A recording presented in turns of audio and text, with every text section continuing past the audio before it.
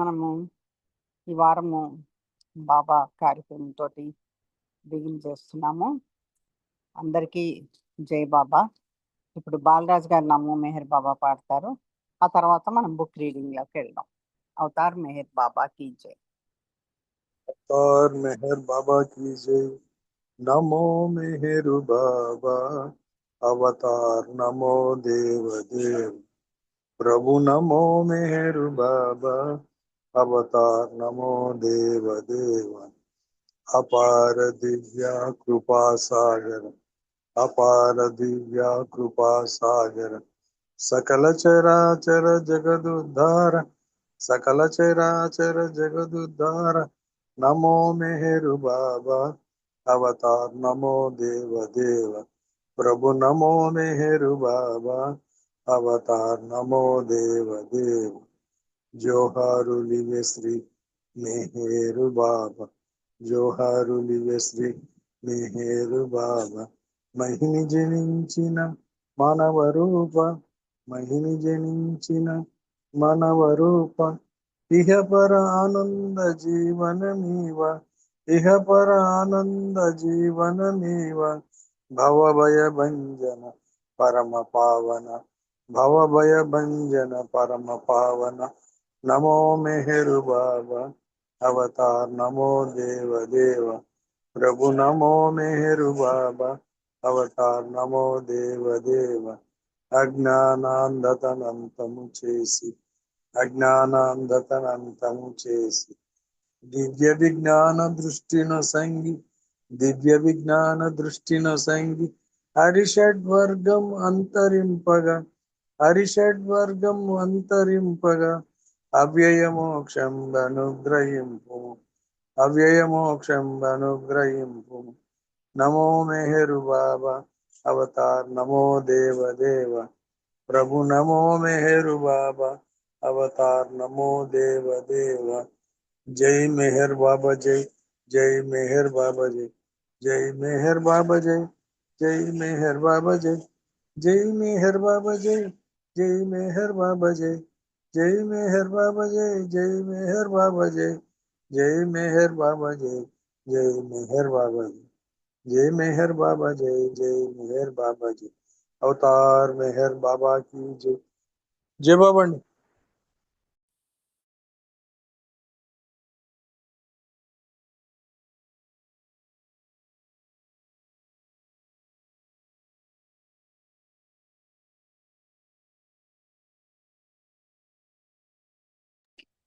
జై బాబా అండి. జై బాబా. బాలరాజ్ గారు చక్కగా ప్రార్థనా గీతం పాడి వినిపించారు. మీకు ధన్యవాదాలు.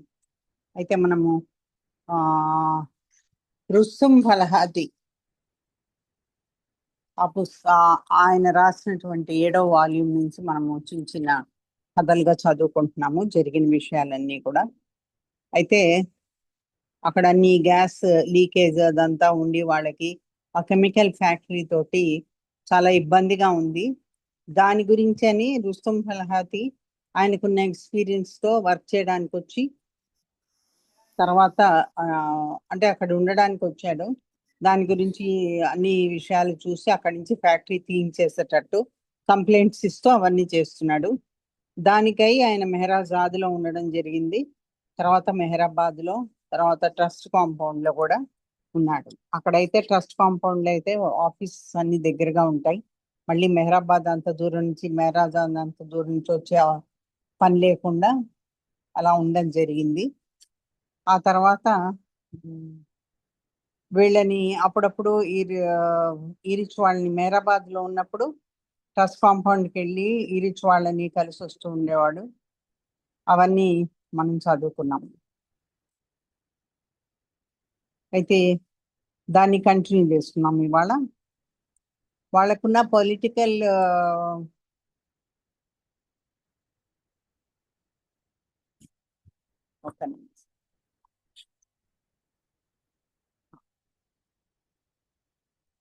పీరియడ్స్ టైం స్పెండ్ చేయడానికి వచ్చినప్పుడు ఆ టీ బ్రేక్ లో దానికి చాలా సంతోషంగా అనిపించింది అతనికి.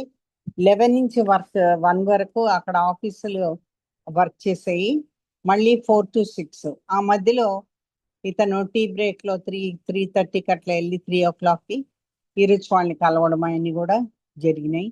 తర్వాత అడ్వర్టైజ్మెంట్స్ ఇచ్చారు పేపర్లో, వాళ్ళు ఎక్స్పాండ్ చేస్తున్నాం యూనిట్ అని, ఎవరు కెమికల్ ఫ్యాక్టరీ వాళ్ళు. అయితే గ్యాస్ లీక్ అయ్యి వీళ్ళందరికీ మండలి వాళ్ళకి చాలా ఇబ్బంది అయింది, విలేజర్స్ కి చాలా ఇబ్బంది అయింది. ఎప్పుడు ప్రతిసారి ఎపిసోడ్ అయినప్పుడల్లా మండలి ఈయనకు ఫోన్ చేస్తే రమ్మని పిలుస్తూ ఉండేవాళ్ళు. దానికి ఏదో ఒక సొల్యూషన్ చూసేవాళ్ళు వీళ్ళు. ఈయనేమో అడ్వకేట్స్ ని బాంబేకి వెళ్ళి వాళ్ళని కలుసుకోవడం చేయడం అలా చేసేవాడు అనమాట. ఆ రకంగా ట్రస్ట్ కి హెల్ప్ఫుల్ గా ఉండేవాడు. అయితే trust compound residence lunch dinner కలిసి చేసేవాళ్ళు. ట్రస్ట్ కాంపౌండ్ అంటే ఇప్పుడు మనము ఇదివరకు ఆఫీస్ ఉండేది అక్కడ, ఇప్పుడు కూడా ఆఫీస్ ఉంది. అది అమన్ నగర్ సెంటర్ పక్కనే ఉంటుంది, అదే కాంపౌండ్. అయితే క్వార్టర్స్ లో అందరూ దగ్గర దగ్గరగా ఉండేవాళ్ళు. వాళ్ళు ఎక్కువగా ఒకళ్ళనొకళ్ళు కలుస్తూ ఉండేవాళ్ళు అనమాట. ఈ అట్మాస్ఫియర్ ఎట్లా ఉండేదంటే చాలా బాగుండేది, చక్కగా ఉండేది. అంటే ఒక వామ్ గా ఉండేది అనమాట. అంటే ఏ కిచ్చులాటలు ఏ దెబ్బలాటలు లేకుండా చక్కగా ఉండేవాళ్ళు వీళ్ళు. తర్వాత మెహరాబాద్ కంటే కూడా ఇక్కడ అందరూ ఇంకా ఎక్కువగా కలిసిమెలిసి ఉండేవాళ్ళు. ఒకసారి లంచ్ టైంలో క్రేగ్ అనే అతను అనౌన్స్ చేశాడంట, ఎవరికైనా గుర్తుందా ఈరోజు ఖుర్షద్ బర్త్డే అని అడిగితే కొంతమంది ఎస్ అన్నారు, కొంతమంది నో అన్నారు. మొట్టమొదటిసారి నేను ఖుర్షద్ పేరు విన్నాను. సో ఎవరు ఆవిడ అని నేను అడిగాను. అప్పుడు క్రేగ్ అన్నాడు కదా, నీకు తెలీదా ఆవిడ? ఆమె బాబా అర్లియెస్ట్ మండలిలో ఒక ఆవిడ. బాబాతో పోస్ట్ ఆఫీస్ డేస్ నుంచి ఉన్న ఆవిడ చాలా ఎర్లీ మండలిలో వస్తుంది ఆవిడ. అంటే నాకేమీ తెలియదు, నేను డిస్కోర్సెస్ గాడ్ మ్యాన్ చదివాను, ఇంకొన్ని బుక్స్ బాబావి చదివాను. అయితే అవన్నీ కూడా ఆ చదివిన బుక్స్ కూడా అన్ని ఇరుచు మనీ ఇచ్చినటువంటి టాక్స్ మండలి హాల్లో, వాటి గురించి చదివాను. నేను ఒక నెల రోజులుగానే ఇక్కడ ఉంటున్నాను. ఇక్కడ ఎవరుంటారు ఏంటనేది నాకు ఇంకా తెలీదు. నేను నా పనిలో నేను హడావుడిగా ఉన్నాను, గవర్నమెంట్ ఆఫీసుల చుట్టూ పరిగెత్తడంలో అని చెప్పాడు. క్రేగ్ అన్న అంటే సజెస్ట్ చేశాడు ఏంటంటే, ఇరుచు మణి బాల్నాథు వాళ్ళు మెహరాజాద్కి కార్లో వెళ్ళిపోతారు, అప్పుడు మేమందరం కూడా డైనింగ్ హాల్లో కలుసుకుంటాము, అప్పుడు మనందరం వెళ్ళి ఆవిడని గ్రీట్ చేద్దామని క్రేగ్ ఇంట్రడ్యూస్ చేశాడంట ఖుర్షద్కి ఈ రుస్తుం ఫలహాతీని చూపించి. ఆ పేరు వినగానే ఆవిడ గుజరాతీలో మాట్లాడడం మొదలుపెట్టింది. ఎందుకంటే గుజరాతీలకి మామూలుగా ఉండే పేరు రుస్తుం, అది గుజరాతీ పేరు. అందుకని ఆవిడ గుజరాతీలో మాట్లాడడం మొదలుపెట్టింది.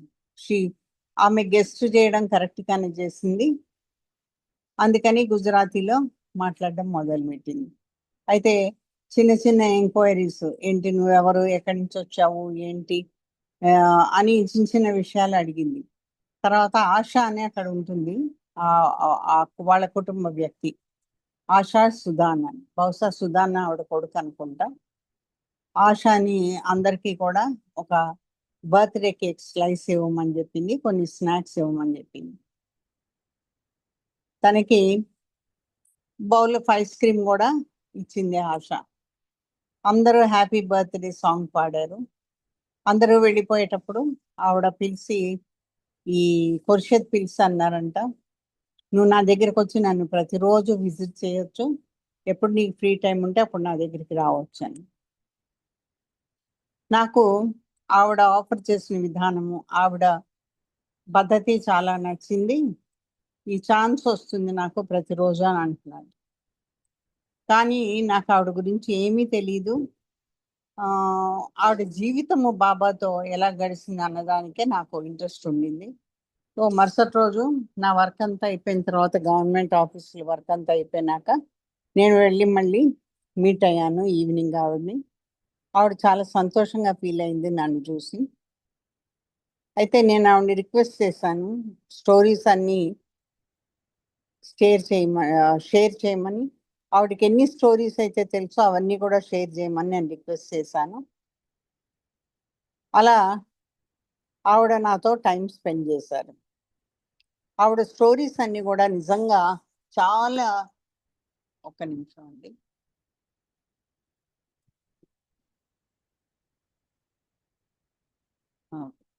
చాలా ఇంట్రెస్టింగ్ గా, చాలా చక్కగా ఉండేవి ఆవిడ స్టోరీస్.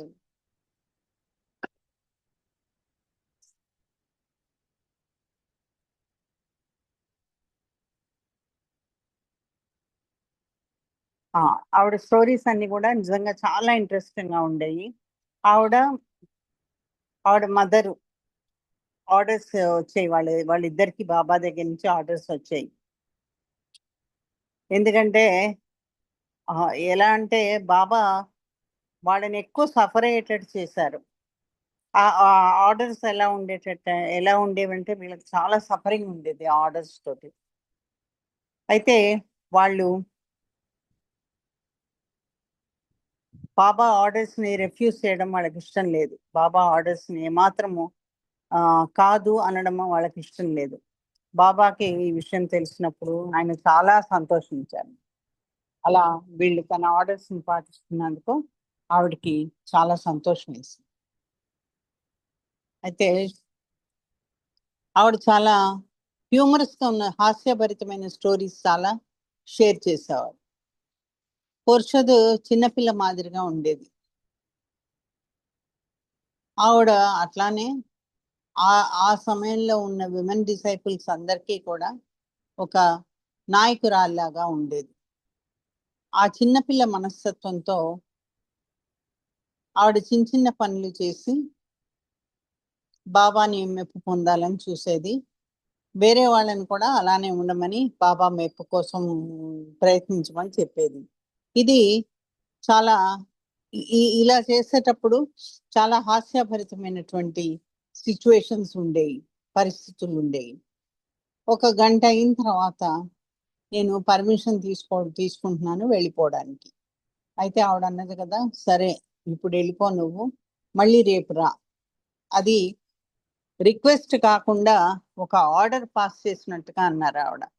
అది ఒక రిక్వెస్ట్ కాదు, ఆర్డర్. నేను హ్యాపీగా పని చేస్తాను అని చెప్పడం జరిగింది. ఈ రకంగా మా రిలేషన్షిప్ డెవలప్ అయింది. ప్రతిరోజు ఆవిడ నన్ను అడిగేది నెక్స్ట్ డే రమ్మని. నేను ఒక్కరోజు కూడా మిస్ అవ్వకుండా నెక్స్ట్ డే వెళ్ళేవాడిని.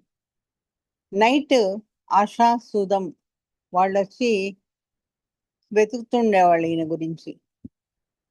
ఏమనంటే ఖుర్షద్ నిన్ను చూడాలని ఉంది అంటుంది అని రాత్రి కల్లా. అప్పుడు మళ్ళీ కొన్ని స్టోరీస్ చెప్పేది ఆవిడ. ఆ సఫరింగ్, హ్యూమిలియేషన్. బాబా బాబా ఆవిడని న్యూ లైఫ్ పీరియడ్ లో ఎవరో ఇంట్లో ఉన్నప్పుడు ఆవిడకి ఎంత సఫరింగ్ అయింది, ఎన్ని అవమానాలు జరిగాయి అనేది ఆవిడ గుర్తుపెట్టుకుని ఆ విషయం చెప్తా ఉంది అనమాట. న్యూ లైఫ్ పీరియడ్ లో తను ఒకళ్ళ ఇంట్లో ఉండాల్సి వచ్చినప్పుడు ఏ రకంగా ఆవిడ బాధకు గురి అయింది అనేది చెప్పింది. అయితే బాబా న్యూ లైఫ్ నుంచి వచ్చేసిన తర్వాత ఖుర్షద్కి ఒక ఆపర్చునిటీ ఇచ్చారు, ఒక షార్ట్ పీరియడ్ తనతో ఉండడానికి. కానీ ఎప్పుడు కంటిన్యూస్ గా ఈ న్యూ లైఫ్ పీరియడ్ లో మండలితో పాటు తనని ఉండనివ్వలేదు బాబా. ఆ ఆ రకంగా అవి కొన్ని స్టోరీస్ కూడా షేర్ చేసుకుంది ఆవిడ రుస్తంతో. బాబా లవర్స్ ప్లేస్ లో అదేమిటి ఆ విషయం ఏంటంటే, బాబా లవర్స్ ప్లేస్ లో ఉన్నప్పుడు న్యూ లైఫ్ ఫేజ్ లో, అంటే న్యూ లైఫ్ లో బాబా ఏం చేశారంటే కొంతమందిని తనతో తీసుకెళ్లారు, నలుగురు లేడీస్ ని. మగవాళ్ళు కూడా చాలా మంది యశ్వాలాలు బాబా అంగీకరించిన వాళ్ళు బాబాతో వెళ్ళారు. మిగతా వాళ్ళందరూ కూడా అక్కడ మెయింటెనెన్స్ చూసుకోవడానికి ఒకళ్ళని ఉంచితే మగవాళ్ళు, ఇంకా అక్కడ ఉన్న ఫ్యామిలీస్ ని చూసుకోవడానికి ఇంకోళ్ళని ఉంచితే ఆ ప్రాపర్టీ అంతా చూసుకోవడానికి ఇంకోళ్ళు ఉంచారు. అయితే మిగతా లేడీస్ అందరినీ కూడా ఎవరి ఉద్యోగాలు వాళ్ళు చేసుకుంటూ వాళ్ళ పొట్టను వాళ్ళు పోషించుకుంటూ ఉండాలి, వేరే వేరే ఇళ్లల్లో ఉండాలని ఆయన నువ్వు ఇక్కడ నువ్వు ఇక్కడ నువ్వు ఇక్కడ అని సజెస్ట్ చేశారనమాట. అంటే అన్ని వదులుకొని బాబా కోసం వచ్చిన వాళ్ళకి ఏ ఇల్లు లేకుండా ఉంది కాబట్టి అక్కడ ఉన్న వాళ్ళు ఎవరో వాళ్ళని సర్దుకోమని చెప్పారు. అయితే ఆ రకంగా ఆవిడ ఒకళ్ళ ఇంట్లో ఉండాల్సి వచ్చింది, బాబా లవర్ ప్లేస్ లో ఉండాల్సి వచ్చింది న్యూ లైఫ్ టైంలో.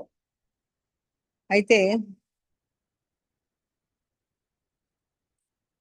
అది ఎటువంటి ఇన్స్ట్రక్షన్స్ ఇచ్చారు అంటే ఆవిడ పీక తెగ్గోసిన ఆవిడ అక్కడే ఉండాలి, ఆ ఇల్లు మటుకు వదలడానికి వీల్లేదు.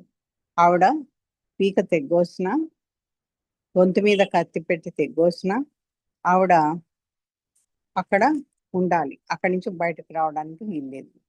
కానీ ఇక్కడ జరిగింది ఏంటంటే ఆ ఇంట్లో ఆడమనిషి ఎవరైతే ఉందో ఆవిడ బాబాలు ఎవరు కాదు, హస్బెండ్ ఒక్కడే బాబాలు ఎవరు. సో హస్బెండ్ బయటకు వెళ్ళినప్పుడు ఆవిడ అనేక రకాలుగా వీడిని గొడవ చేస్తూ ఉండేదన్నమాట. అనేక రకాలుగా దాన్ని ఏమంటారు,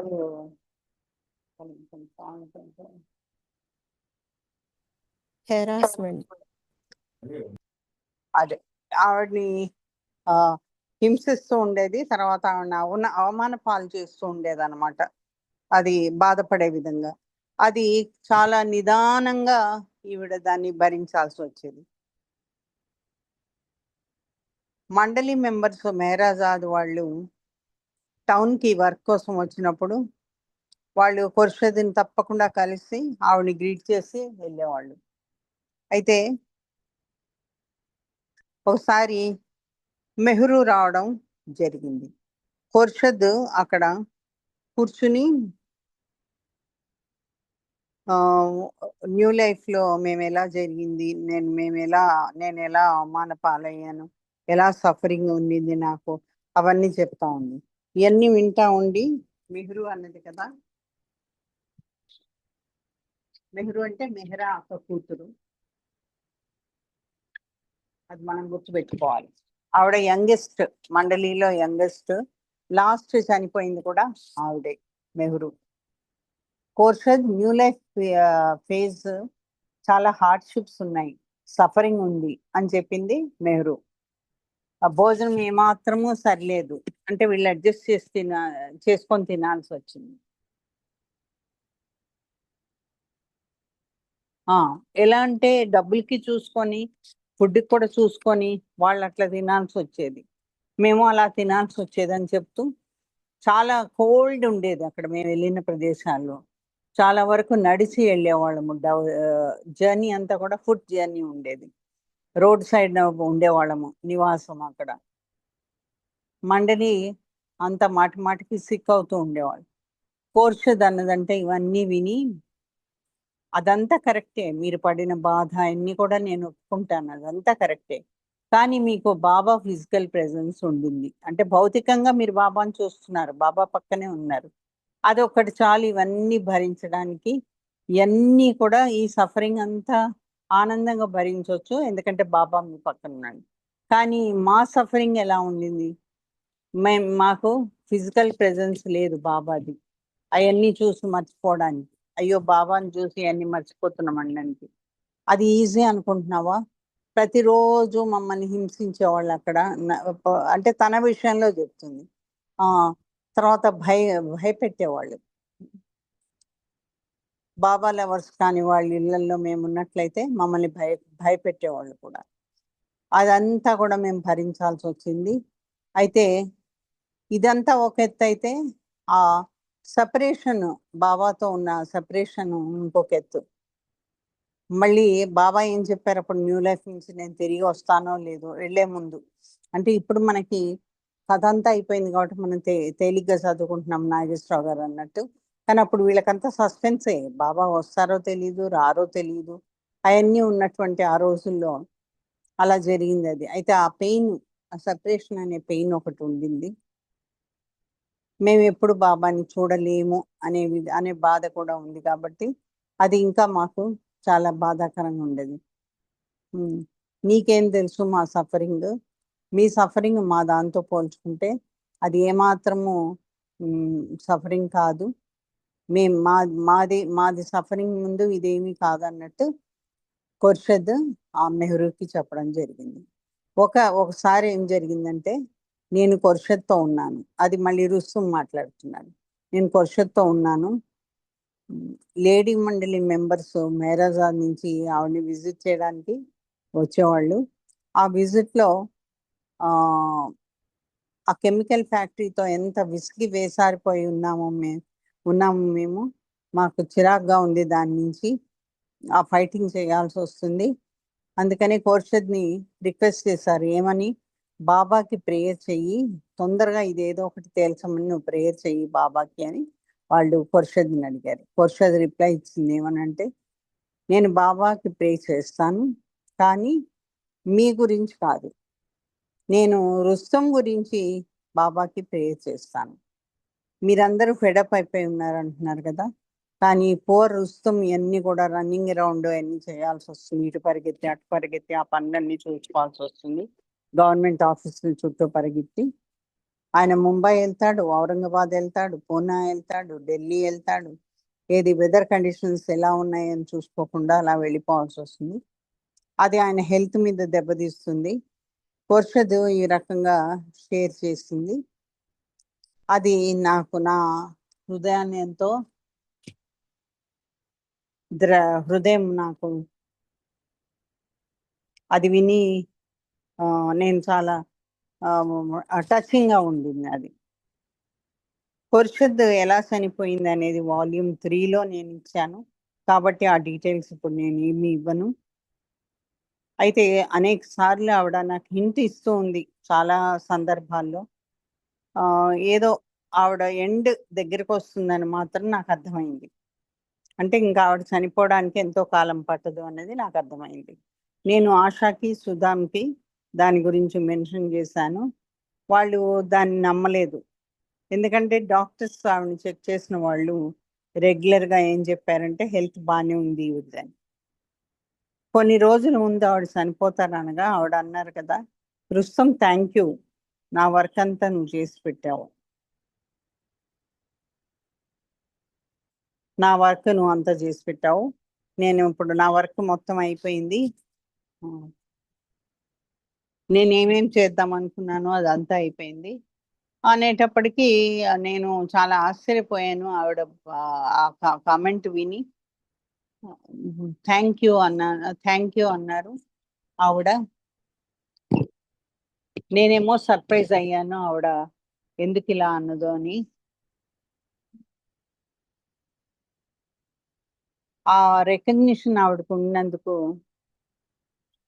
నాకు చాలా ఇదిగా అనిపించింది. అంటే నేను నీకు రుణపడి ఉంటాను అంటాం చూడండి, అట్లా అనమాట. నేను ఆవిడతో అన్నాను, ఖుర్షద్, నేను కొన్ని నీకు చేశాను, అంతేగాని నేను పెద్దగా చేసింది ఏం లేదు నీకోసం, కానీ నీ కంపెనీ నాకు బాగా నచ్చింది, దానికి నేను సదా కృతజ్ఞతని.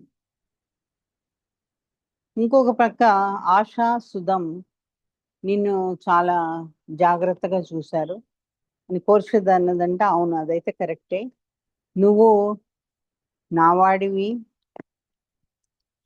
నా కోసం ఏదైనా చేస్తామని తెలుసు నేను అడిగితే, కానీ నాకు చాలా ఆనందంగా ఉంది అని కొంచెం ఒక రకంగా గొంతు బొంగురుపోయింది ఆ ఇమోషన్లో, ఆ బాధలో. అది అంటూ ఆవిడ యు ఆర్ మైన్ అన్నది, నువ్వు నా వాడివి అన్నది.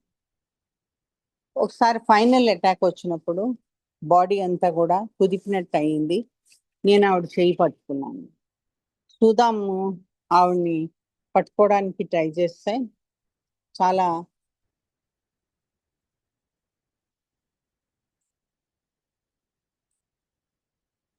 ఆవిడ ఒక రకమైన దీంతో, అంటే ఆ బాధని ఎక్స్ప్రెస్ చేస్తూ ఆవిడ కన్సర్న్ చూపిస్తూ, ఒక నిమిషం,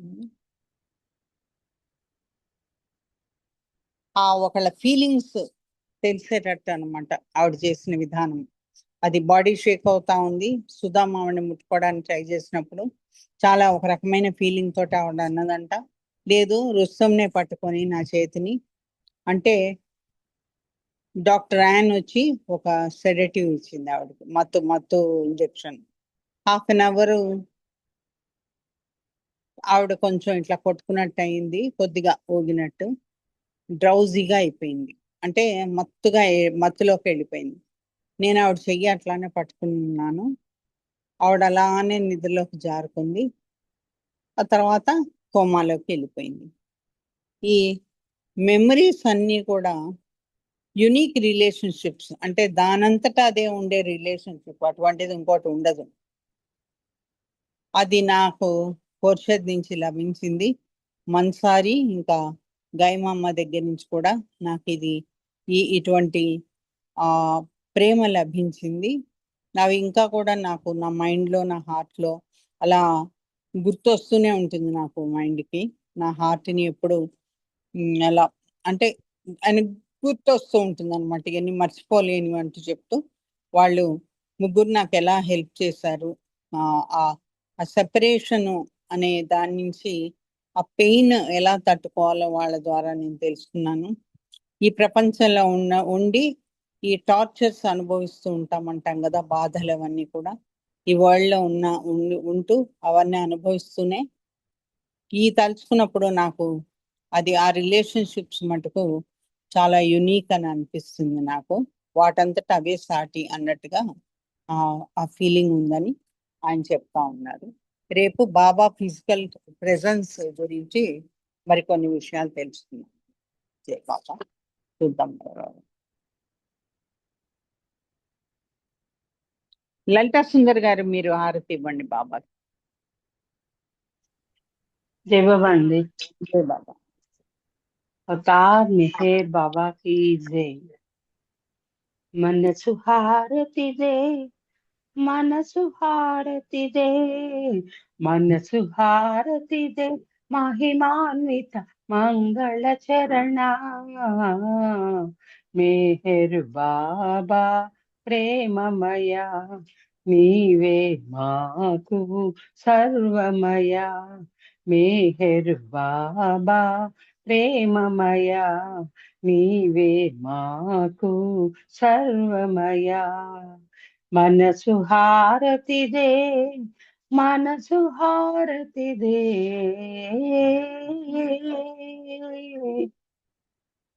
శ్రీకరమౌని సుందర రూపం, శుభకరమౌ నంద స్వరూపం।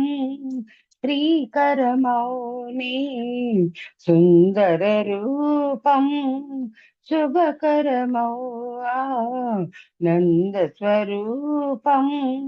విమల దయా గుణ ప్రేమ స్వరూపం, విమల దయా గుణ ప్రేమ స్వరూపం। నిరుపమ తేజో విలసిత సత్య స్వరూపం। మేహరు బాబా ప్రేమమయా, నీవే మాకు సర్వమయా। మేహరు బాబా ప్రేమమయా, నీవే మాకు సర్వమయా। మనసు హారతిదే, మనసు హారతిదే,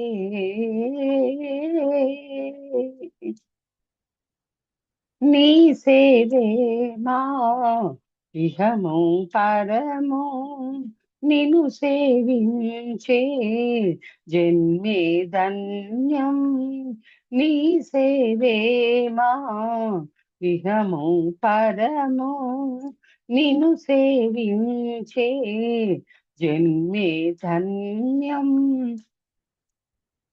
నీ చరణమూలే శరణం శరణం, నీ చరణమూలే శరణం శరణం।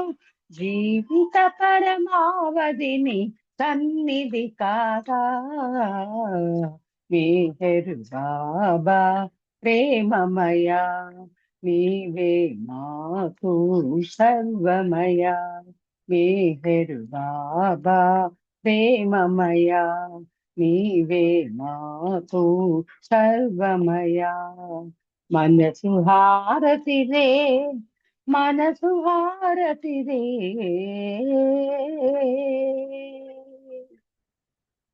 మానస చోరా మది గై కోరా శాశ్వతమౌని దరిరానీరా మానస చోరా మది గై కోరా శాశ్వతమౌని దరిరానీరా అంజలితో మా మనసులు నీకు అంజలితో మా మనసులు నీకు హారతి చేసాము నేడు మౌన స్వరూపాయ మేహరు బాబా ప్రేమమయ నీవే మాకు సర్వమయ మేహరు బాబా ప్రేమమయ నీవే మాకు సర్వమయ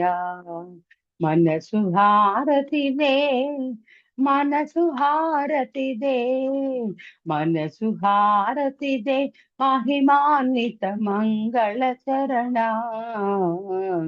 మేహరు బాబా ప్రేమమయ నీవే మాకు సర్వమయ మేహరు బాబా ప్రేమమయ నీవే మాకు సర్వమయ మనసు హారతిరే మనసు హారతి రే